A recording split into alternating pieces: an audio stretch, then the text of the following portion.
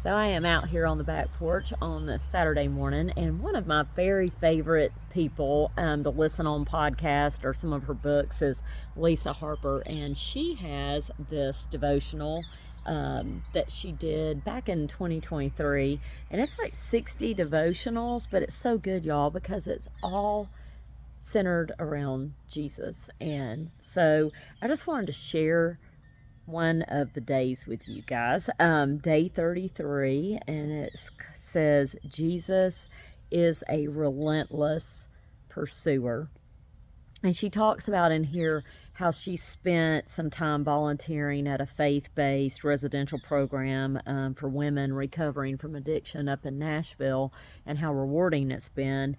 But she talks about a lady in here that she changes her name, but she says her name is Becky. And so she talks about that Becky got up at AA and says, I'm Becky, I'm an addict.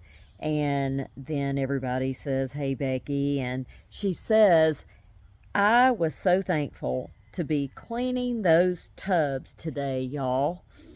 As the rest of her testimony then was all about Jesus. And then she went on to talk about that she had had physical and sexual abuse that really led into her self-destruction and had really just turned her whole life upside down. And so she was explaining how grateful she was for this new job as a full-time maid.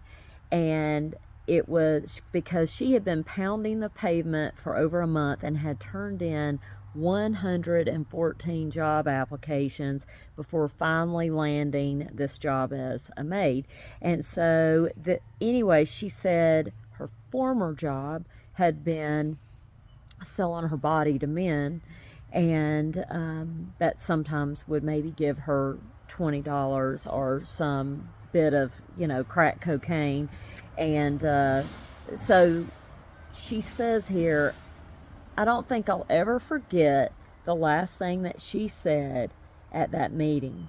She shared how earlier that day she stood up in the hotel bathroom that she was cleaning to stretch. And when she did, she caught her reflection in the mirror. Her voice caught for a second while she was describing the scene, and she took a deep breath to steady herself, and then she said firmly, quote, that's the first time since I was 6 or 7 years old that I looked in a mirror and liked what I saw. She's beginning to believe again how very much Jesus loves her, and she's finally beginning to respond positively to his relentless pursuit. And Lisa Harper says here, Becky's personal revival reminds me of that familiar story in Luke's gospel account when Jesus narrated a somewhat cautionary, ultimately heartwarming tale about a rebellious young man who coerced his dad into giving him early access to the trust fund. So she goes on to tell the story of the prodigal son, but kind of like if you were telling it in today's terms. And so I'm going to keep reading it here.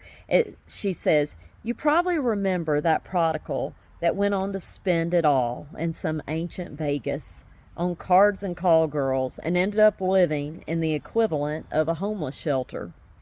There, he finally recognized the foolish and destructive nature of his hard partying lifestyle and decided to go back home.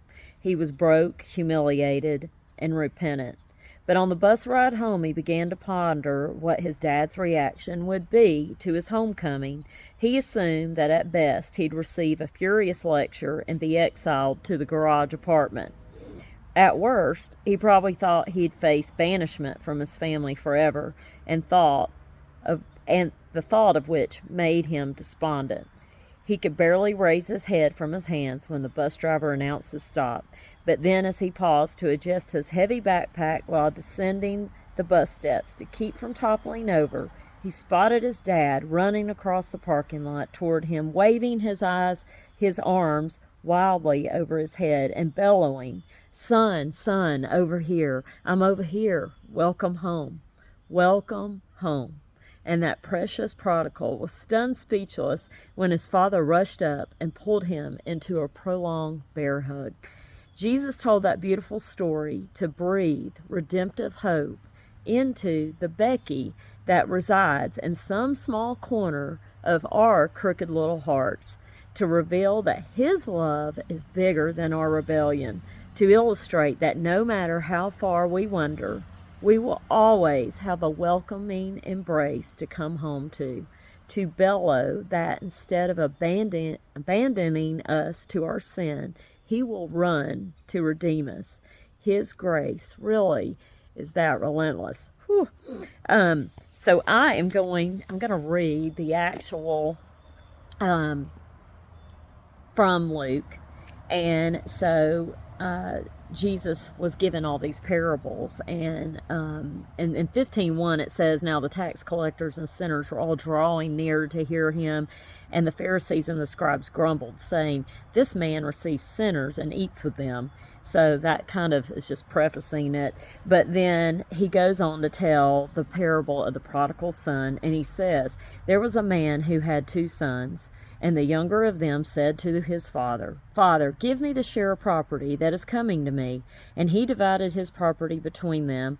Not many days later, the younger son gathered all he had and took a journey into a far country, and there he squandered his property in reckless living. And when he had spent everything, a severe famine arose in that country and began to be in need. So he went and hired himself out to one of the citizens of the country, who sent him into his fields to feed pigs. And he was longing to be fed with the pods that the pigs ate, and no one gave him anything. But when he came to himself, he said, 'How many of my father's hired servants have more than enough bread, but I perish here with hunger? I will arise and go to my father, and I will say to him, Father, I have sinned against heaven and before you. I am no longer worthy to be called your son. Treat me as one of your hired servants.' And he arose and came to his father. And while he was still a long way off, his father saw him and felt compassion, and ran and embraced him and kissed him. And the son said to him, Father, I have sinned against heaven and before you. I am no longer worthy to be called your son. But the father said to his servants, Bring quickly the best robe and put it on him, and put a ring on his hand and shoes on his feet. And bring the fattened calf and kill it, and let us eat and celebrate. For my son was dead and is alive again. He was lost and is found. And they began to celebrate.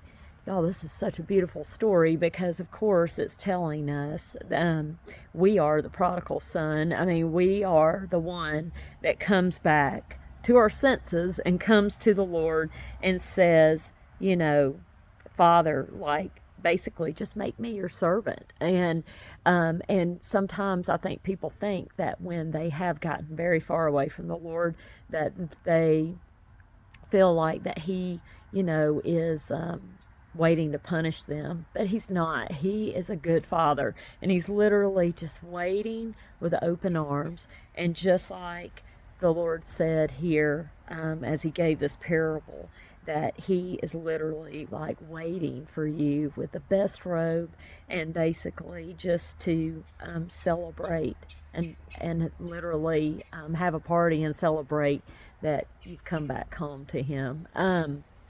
I just felt that I wanted to share that with you guys today, and I didn't realize I didn't mean for this to be this long, but you know, one of the things that Lisa Harper here has is one of the questions she asks is, are you running from God in any area of your life?